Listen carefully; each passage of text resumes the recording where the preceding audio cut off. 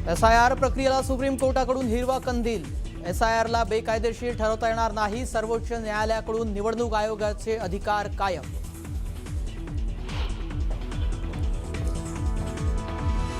नीट paper फुटी प्रकरणातील God असा नंबर सेव्ह असलेला तेजस शहा CBIच्या जाळ्यात। आरोपी हवालदारकडून घेतला होता पेपर विकत।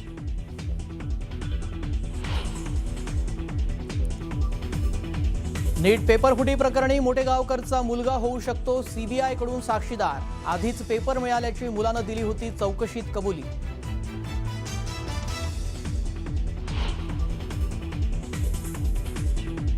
कांदा प्रश्नी तोडगा काढण्यासाठी मुख्यमंत्री आणि उपमुख्यमंत्री दिल्लीत। केंद्रीय मंत्री अमित शहांसोबत करणार चर्चा। शेतकऱ्यांना दिलासा मिळणार का याकडे लक्ष। मुंबईकरांचं रक्त विकण्याचा सरकारचा डाव। पालिकेच्या रक्तपेढ्यांच्या खासगीकरणाला आदित्य ठाकरेंचा विरोध, तर भाजपनं भूमिका स्पष्ट करण्याचीही केली मागणी।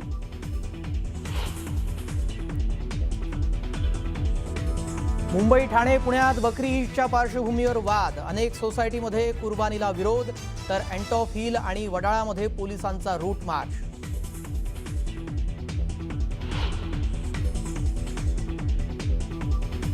अरबी समुद्रातील चक्रवाती स्थितीमुळे केरळमध्ये मान्सूनचं आगमन आणखी 4 ते 5 दिवस पडलं लांबणीवर। आता 1 जून पर्यंत दाखल होण्याचा अंदाज।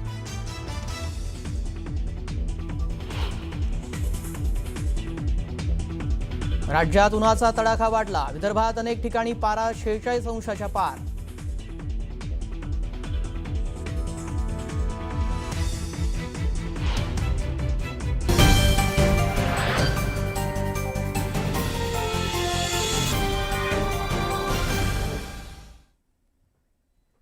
नमस्कार, मी श्रेयस पांडे। आपण पाहताय न्यूज 18 मराठी, आवाज महाराष्ट्राचा। आता बातम्या सविस्तररित्या पाहूयात। कांद्याच्या प्रश्नावर दिल्लीमध्ये आज महत्त्वाची बैठक होणार आहे। मुख्यमंत्र्यांसह दोन्ही उपमुख्यमंत्री केंद्रीय गृहमंत्री अमित शहा यांची भेट घेणार आहेत। राज्यामध्ये कांदा दराचा प्रश्न चांगलाच चिघळलाय। शेतकऱ्यांच्या कांद्याला 1 रुपये, सव्वा रुपये प्रति किलो असा दर मिळतोय। कांदा दराच्या प्रश्नावरून शेतकऱ्यांमध्ये मोठा असंतोष निर्माण झालाय। महाविकास आघाडीने याच मुद्द्यावरून मंगळवारी चांदवड येथे मोर्चा काढल्यामुळे कांद्याच्या दराचा प्रश्न ऐरणीवर आलाय। नाफेड NCC कडून फक्त 2 लाख टन खरेदी होणार आहे। खरेदी गतवर्षीच्या तुलनेमध्ये कमी दराने होणार असल्यामुळे शेतकऱ्यांमध्ये मोठा असंतोष निर्माण झाला। केंद्र सरकारने कांद्याच्या दरात क्विंटल मागे 345 रुपयांची वाढ केली होती। त्यानुसार कांद्याला प्रति क्विंटल 1580 रुपये दर मिळणार आहे। मात्र नवीन दरांवरून शेतकऱ्यांमध्ये नाराजी आहे। कांद्याला प्रति क्विंटल 3000 रुपये दर देण्याची मागणी केली जात आहे। या संदर्भात अधिक माहिती जाणून घेऊयात आमचे प्रतिनिधी प्रशांत लीला रामदास यांच्याकडून। प्रशांत, दिल्लीमध्ये या संदर्भात आता चर्चा केली जाणार आहेत। मुख्यमंत्री आणि दोन्ही उपमुख्यमंत्री तिथे चर्चेसाठी पोहोचतील असं कळतंय। काय सध्या तिथे दिल्लीमध्ये घडामोडी सुरू आहेत? महत्त्वाचं म्हणजे राज्याचे मुख्यमंत्री देवेंद्र फडणवीस हे राजधानी दिल्लीतील महाराष्ट्र सदनात दाखल झाले आहे। काही क्षणापूर्वी ते दाखल झाले आहे। याच महाराष्ट्र सदनामध्ये बहुतांश मंत्री इथे थांबले आहेत। दत्ता भरणे असो, छगन भुजबळ असो, की याशिवाय जयप्रकाश रावळ असो, यासारखे अनेक मंत्री हे महाराष्ट्र सदनात थांबले। साधारणतः 6 ते 7 मंत्री महाराष्ट्र सदनात थांबलेले आहेत आणि थोड्याच वेळात त्यांची बैठक देखील होण्याची शक्यता व्यक्त केली जात आहे। सुनेत्रा पवार देखील दिल्लीत दाखल झालेले आहेत आणि एकनाथ शिंदे देखील दिल्लीत दाखल झालेले आहेत। थोड्याच वेळापूर्वी एकनाथ शिंदे जे आहेत ते श्रीकांत शिंदे यांचं जे शासकीय निवासस्थान आहे त्यांच्या निवासस्थानी ते दाखल झालेले आहे। महत्त्वाचं म्हणजे जर बघितलं, आज कांद्या प्रश्नावरती चर्चा आहे, तर सोबतच ऊसाच्या संदर्भात देखील सायंकाळी 4 वाजता केंद्रीय गृहमंत्री अमित शहा यांच्यासोबत एक अत्यंत महत्त्वाची बैठक होणार आहे। 2 वाजता जर बघितलं आपण जलसिंचनाच्या संदर्भातली बैठक आहे। 2:30 वाजता पाणी पुरवठ्याच्या संदर्भातली बैठक आहे। त्यासाठी गुलाबराव पाटील देखील दिल्लीत आलेले आहे। आणि महत्त्वाचं म्हणजे आज राज्याच्या मंत्रिमंडळापैकी 1/3 पेक्षा जास्त मंत्री हे दिल्लीत आहे। महत्त्वाचं म्हणजे राज्याच्या प्रश्नासंदर्भात चर्चा होणारच आहे, सोबतच राजकीय चर्चा देखील होणार आहे। अमित शहा यांच्यासोबत जर बघितलं आपण तर अमित शहा यांच्यासोबत सुनेत्रा पवार, एकनाथ शिंदे आणि देवेंद्र फडणवीस या तिघांची एक वेगळी बैठक होण्याची शक्यता व्यक्त केली जात आहे। या बैठकीमध्ये साधारणतः जर बघितलं आपण राज्यातील 17 विधान परिषदेच्या जागांसंदर्भात विस्ताराने चर्चा होण्याची शक्यता आहे। कारण की ज्या पद्धतीनं महायुतीच्या घटक पक्षांच्या वतीनं दावा केला जातो की भारतीय जनता पक्ष 12 जागांवरती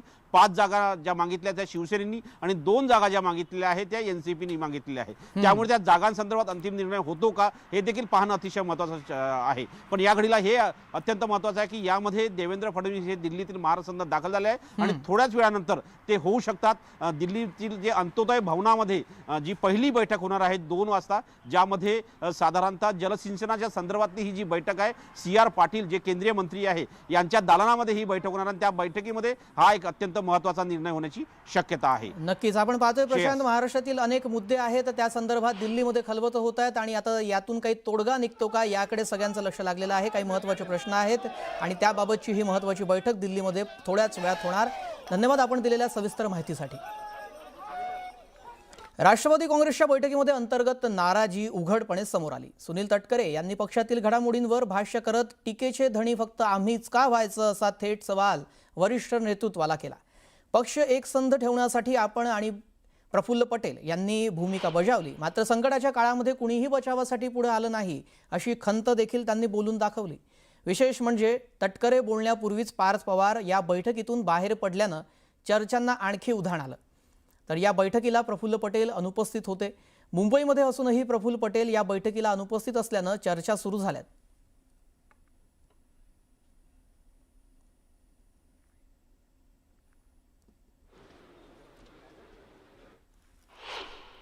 त्यांनी आपल्याला टार्गेट केलं गेलं होतं. वहिनींच्या शपथविधीनंतर अशा प्रकारच्या भावना व्यक्त केल्या, परंतु संपूर्ण पक्ष एकसंघ असल्यामुळं आणि त्यावेळेला सुद्धा वहिनींनी शपथ घ्यावी अशी सगळ्या कार्यकर्त्यांची, सगळ्या आमदारांची आणि त्यांच्या कुटुंबियांची इच्छा होती. त्यामुळं त्यावेळेला ह्या दोघांना फक्त टार्गेट करण्याचा प्रयत्न करण्यात आला. याबद्दलची खंत त्यांनी व्यक्त केली, हे खरं आहे.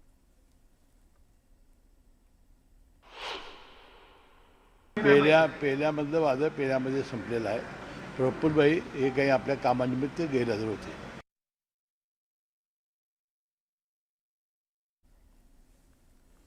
पुढची बातमी बघूया. शरद पवारांच्या राष्ट्रवादीचे नेते प्राजक्त तनपुरे येत्या 30 मे रोजी भाजपमध्ये प्रवेश करणार आहेत. वरिष्ठ सूत्रांनी न्यूज 18 मराठीला याबाबतची माहिती दिलेली आहे. प्राजक्त तनपुरेंच्या भाजप प्रवेशानंतर त्यांना अहिल्यानगरच्या जागेवरून विधान परिषदेसाठी उमेदवारी जाहीर होणार असल्याची माहिती आहे. प्राजक्त तनपुरेंनी नुकत्याच झालेल्या राहुरी विधानसभा पोटनिवडणुकीवेळी माघार घेतली होती. तेव्हापासून ते भाजपाच्या वाट्यावर असल्याची चर्चा जोर धरू लागली होती. त्यावर आता शिक्कामोर्तब झाल्याची माहिती सूत्रांनी दिली आहे. प्राजक्त तनपुरे हे शरद पवारांच्या राष्ट्रवादीचे ज्येष्ठ नेते जयंत पाटील यांचे भाचे आहेत. तसेच नगरमधील ते मोठे नेते आहेत. गेल्या काही दिवसांपासून ते मुख्यमंत्री देवेंद्र फडणवीसांच्या संपर्कात होते. आता ते भाजपमध्ये प्रवेश करणार असल्याची माहिती मिळालेली आहे. त्यामुळे प्राजक्त तनपुरेंच्या भाजप प्रवेशामुळे अहिल्यानगरमध्ये नवं राजकीय समीकरण तयार होण्याची दाट शक्यता आहे.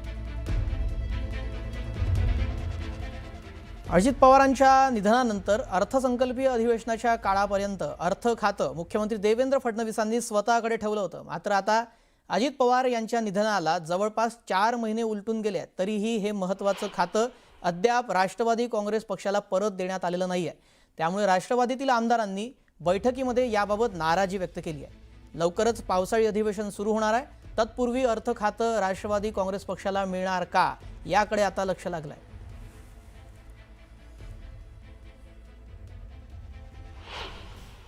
अर्थ खातं हे आमचं होतं. यापूर्वी नवीनच सुनेत्रावहिनी अध्यक्ष म्हणजे उपाध्यक्ष उपमुख्यमंत्री झाल्या होत्या आणि बजेट येणार होतं, त्यामुळं ते नंतर देतो असं सांगितलं होतं. अद्याप ते मिळालं नाही. अशा प्रकारच्या भावना त्यांनी जरी व्यक्त केल्या असल्या तरी वाटते आज दिल्लीमध्ये वहिनी गेलेल्या आहेत आणि याचा निश्चितपणाने निर्णय होईल आणि भारतीय जनता पक्ष निश्चितपणानं सन्मान राखेल. दरम्यान महायुतीचा विधान परिषद जागा वाटप फॉर्म्युला बद्दल चर्चा आता अंतिम टप्प्यात आलेली आहे. फक्त नावालाच आता विरोधामध्ये असणारी महाविकास आघाडीकडे एकही जागेवर निवडणूक लढवावी अशी संख्याबळ परिस्थिती नाहीये. तरीही महायुतीमधील अंतर्गत राजकारणामुळे अजूनही कोणाला किती आणि कोणत्या जागा मिळणार याबद्दल माहिती नाहीये. जागा वाटपाच्या रस्सीखेच स्पर्धेमध्ये सर्वाधिक चर्चा होतीये ती उपमुख्यमंत्री एकनाथ शिंदे यांच्या पॉवरफुल अशा पॉलिटिकल बार्गेनिंगची. एकनाथ शिंदे यांचा भाजपसोबतच्या मैत्रीचा आजवरचा इतिहास जर आपण पाहिला तर एखाद दुसरा अपवाद वगळता आत्तापर्यंत झालेल्या प्रत्येक राजकीय वाटाघाटीमध्ये सर्वांचेच अंदाज खोटे ठरवत एकनाथ शिंदे यांनी प्रत्येक वेळी त्यांना हवं ते पदरात पाडून घेतलंच आहे. त्यामुळेच आता विधान परिषदेच्या जागा वाटपातही एकनाथ शिंदे याच पॉवरफुल बार्गेनिंगचा करिश्मा कायम ठेवतात का हे पाहणं आता महत्त्वाचं ठरणार आहे. दरम्यान एकनाथ शिंदे यांनी त्यांची पॉवरफुल बार्गेनिंग कशा प्रकारे याआधी केलेली आहे त्यावर आपण एक नजर टाकूयात. ज्यावेळेला सरकारमध्ये फूट झाली होती शिवसेनामध्ये त्यावेळेला मुख्यमंत्री पद त्यांनी मिळवलं. लोकसभा निवडणुकीमध्ये शिवसेनेला 1 अंकी जागा मिळण्याची चर्चा होती. मात्र लोकसभा निवडणुकीत शिंदेंनी 15 जागा आपल्या पदरात पाडून घेतल्या. तर विधानसभा निवडणुकीमध्ये काय झालं होतं, शिवसेनेला 60 जागा मिळण्याची चर्चा होती. पण त्यांच्या बार्गेनिंग पॉवरमुळे शिंदेंनी 81 जागा मिळवल्या. तर मुंबई महापालिकेमध्ये शिवसेनेनं 90 जागा मिळवल्या. विधान परिषद निवडणुकीमध्ये 5 जागांवर शिवसेनेचा दावा आहे. आता शिवसेनेला किती जागा मिळणार हे पाहणं महत्त्वाचं ठरणार आहे. यानंतर पुढची बातमी पाहूया. गोकुळ दूध संघाच्या प्रोडक्ट्सना हलाल सर्टिफिकेट देण्यात आलंय. तूप, लोणी, दूध, पावडर यांना हे हलाल सर्टिफिकेट देण्यात आलंय. हसन मुश्रीफ यांचा मुलगा गोकुळचा अध्यक्ष असताना हे सर्टिफिकेट देण्यात आलंय. यामुळे आता नवा वाद निर्माण होण्याची शक्यता आहे. हलाल सर्टिफिकेटची गोकुळला गरज काय असा सवाल या निमित्तानं उपस्थित होतोय. अनेक दिवसापासून अझरबैजान आणि आखाती देशामध्ये आपण तूप, लोणी पाठवतो. त्यासाठी अशा सगळ्या इंटरनॅशनल निर्यातीसाठी अशा सर्टिफिकेटची आवश्यकता असते आणि ते फार 2022 सालीच काढलेलं आहे. नवीन मुश्रीफ तर आत्ताच चेअरमन झाले. कशालाही जोडणं काय जोडणं याचं मला आश्चर्य वाटतं. तुम्ही जाऊन नाही, त्यांची जी अट आहे ना इंटरनॅशनल त्याच्यामध्ये